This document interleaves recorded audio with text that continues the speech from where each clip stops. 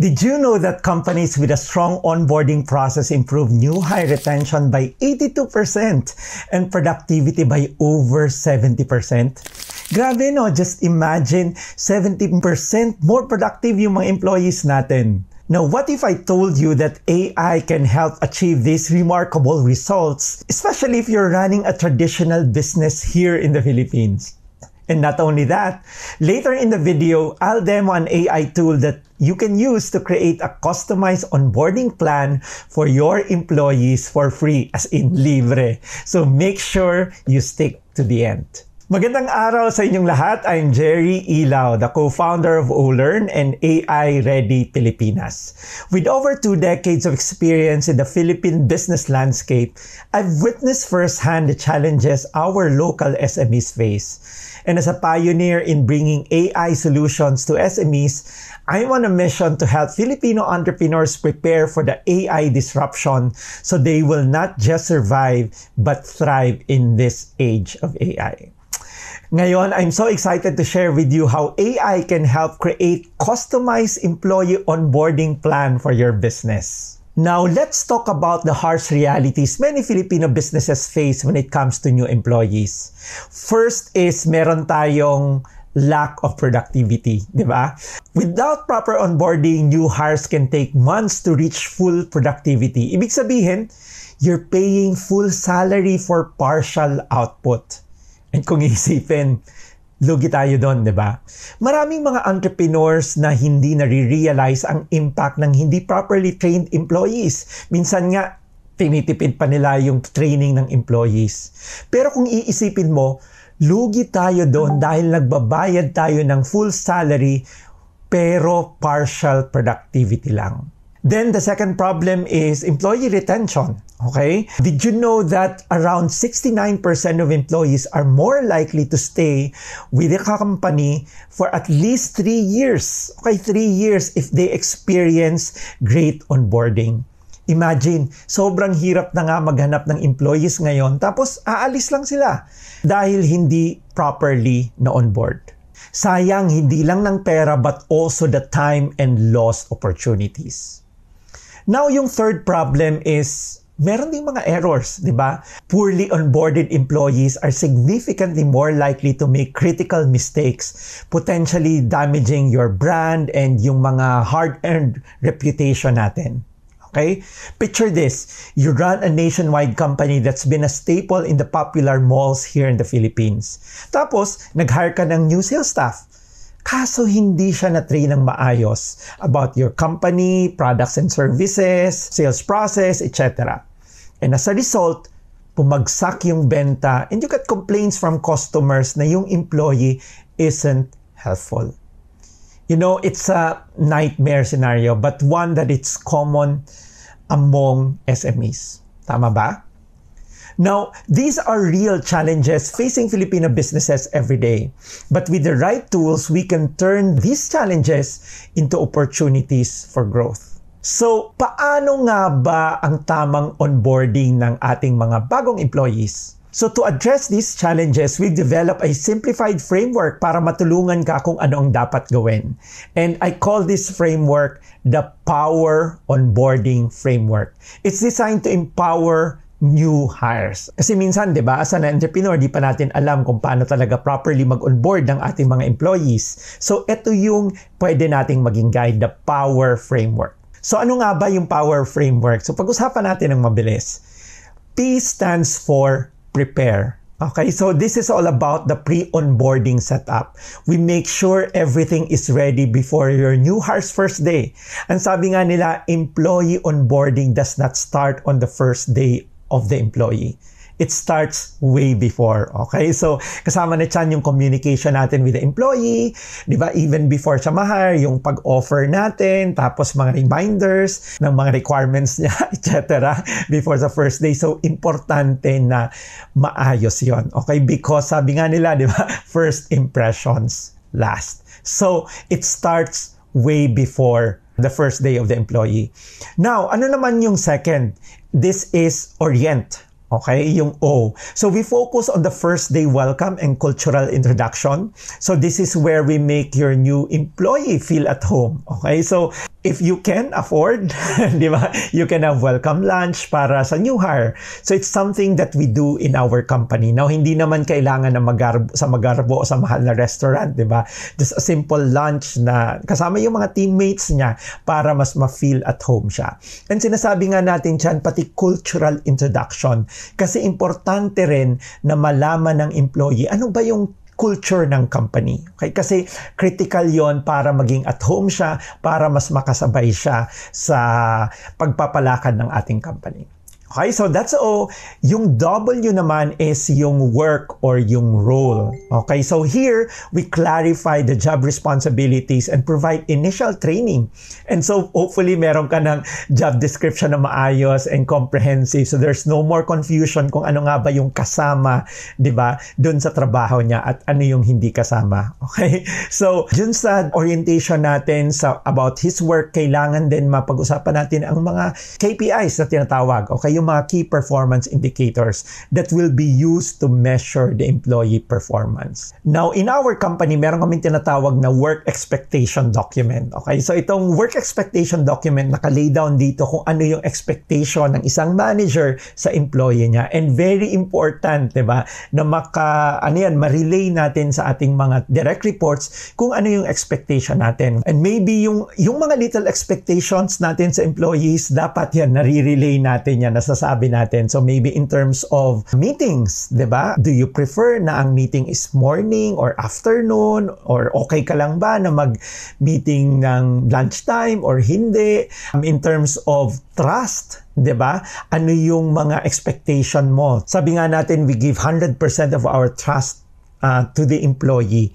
Dapat lang pangalagaan niya yon. So these little things, kung paano kayo mag-work hand in hand, mag-work harmoniously, maganda pag-usapan right from the start. Okay? Now, kung wala kayong job description o kaya yung mga KPIs, etc., don't worry because isa yan sa mga gagawa natin ng videos din. I've created a power tool to help you develop job descriptions, KPIs for the employees, so watch out for that video as well. So, yan, if you haven't subscribed, yan, mag-subscribe kayo para you won't miss that video when it's released. Okay? Now, pinag-usapan natin yung P, which is prepare, and O naman for orient, and W is for the work or kaya yung role ng employee. Now, yung next one is E, di ba? Engage. So this step is about building relationship within the organization. So we help the new hire connect with their team members in a broader company. So normally nag-a-assign tayo ng parang body system, di ba? May isang experienced employee na ina-assign natin ng body ng new hire para mas matulungan siya, mas maging comfortable siya. And kung may mga question siya na mga simpleng tanong, yan masasagot ng kanyang body. So, yan yung E. And then lastly is R or resources. So finally, we provide tools and set goals for success. So baka kailangan niya ng laptop, ng access sa mga software, ID niya, etc. So we prepare everything para walang maging downtime. Okay? So, yan yung simple na power na framework na I hope yan matandaan nyo as an entrepreneur or kaya business leader na medyo yan hindi pa masyadong kabisado paano mag-onboard ng new hire. So, tandaan nyo lang. Okay? Power. So, P stands for prepare. O stands for orient. W is yung work niya, E is engage, and R is the resources. So those are the things that we need to prepare para ma-ensure that your employee has everything they need to excel. Okay? Kahit na manual yung process nyo ng onboarding, you need to still follow the power framework to make sure that we set our new hires up for success from day one. Okay? So ngayon naman, pag-usapan natin how AI can help create a customized onboarding plan for your employees. Ako, excited ako dito because yan, makakatulong talaga yung AI. So if you are using ChatGPT, Claude, or kaya any large language models, no, or tinatawag na LLMs, you can ask help from them to create a customized onboarding plan. Now, to show you how it can be done, I've created an Onboarding Plan Power Tool. Okay, so it's an AI-powered solution that I've designed specifically for Filipino SMEs like yours using ChatGPT lang. Okay? So, walang fancy or kaya mga expensive tool, just ChatGPT para tipid tayo. Okay? So, let me explain how it works. So first, the Power Tool creates a customized onboarding plan based on the specific role of each new hire. So it starts by asking you to upload yung job description nyo, okay? Para ma-ensure that the plan is tailored to the exact responsibilities of the position. Kasi syempre, iba-iba nga yung mga job responsibilities ng bawat isa. So we need to customize it. Okay? Next, we take into account your company's unique culture and goals. Okay? So, you simply provide information about your company's mission, vision, or just provide a link for your website, and the AI incorporates this into the onboarding process. So, lagay mo dyan ano ba yung history ng company, ang mga products and services nyo, mga branches, para mas makilala ng AI yung company nyo. And the AI can incorporate that in the onboarding process. Okay? Then, you decide how long the onboarding process should be. Okay? Whether it's 10 full days to be completed in 2 weeks or kaya maybe any other duration that suits your needs. Now, after getting these inputs, the AI will design an onboarding plan for your employee. Ganun lang kadali. Okay? So, you can see the onboarding plan that was created here. May mga suggested duration na. So, customized siya per employee. So, nakikita nyo yung day 1, morning and afternoon. Day 2, ano naman yung mga ititrain natin o onboarding for the employees. Morning, afternoon, then etc. Okay? And that's not all. The Power Tool goes above and beyond by providing, number 1, a detailed checklist for HR to track the completion of its onboarding activity. Kasi minsan, di ba, medyo may nakakalimutan, etc. So, this makes sure na lahat nako-cover and walang nakakalimutan. And it also gives a clear overview of the progress. Then, we also provide the top 10 best practices and tips for HR customized to your company and the new role. So these insights will help you create a truly successful onboarding process. And then, there's another set of top 10 best practices and tips, but this time naman for the hiring manager. So this empowers your team leaders to play an active role in welcoming and integrating new team members. Kasi nga minsan, di ba, parang yung mga managers natin or team leaders natin, minsan from the ranks sila. So dati silang staff, na-promote to supervisor, to manager, etc. So wala pa silang masyadong experience when it comes to handling onboarding or mga best practices ng onboarding. Kaya yan, nilagay natin yan dyan para also to remind them ano ba yung mga best practices na pwede nilang gawin to make the new employee feel welcome and to set the employee up for success. Okay? And then lastly, a suggested resource library. This is to help the HR provide yung mga additional resources like company handbooks or kaya mga SOPs, etc. that can be shared with the new hire. Yan, grabe. So, ganyan kadali yung paggawa ng customized onboarding plan using our Power Tool. Okay? Now, let me give you a quick example pa rin. So, assuming that you're hiring a new sales representative, no? So, you upload the sales representative's job description and yung company info. Tapos, the Power Tool would create a comprehensive plan that includes yung introduction ng product line nyo, training ng specific sales process, di ba? Pag nakalagay yun doon. Tapos, guidance on building client relationships in your industry. Pagkatapos, introduction to key team members, mga performance goals niya and checkpoints. Also, a customized checklist for HR to track progress, and also best practices for both HR and sales manager to ensure success. So, lahat to is delivered through an easy-to-use interface that you're probably already familiar with, which is, yan, ChatGPT. And sabi ko nga, no expensive and fancy tool para tipid tayo. Okay? But it's like having an HR consultant at your fingertips available 24/7. Okay? So the AI tool ensures that the new employee is properly trained based on the scope of the job description. So hindi na siya magsasabing hindi naman ako na-train sa task na yan because the AI power tool makes sure na covered lahat ng mga tasks niya na nakalagay doon sa job description.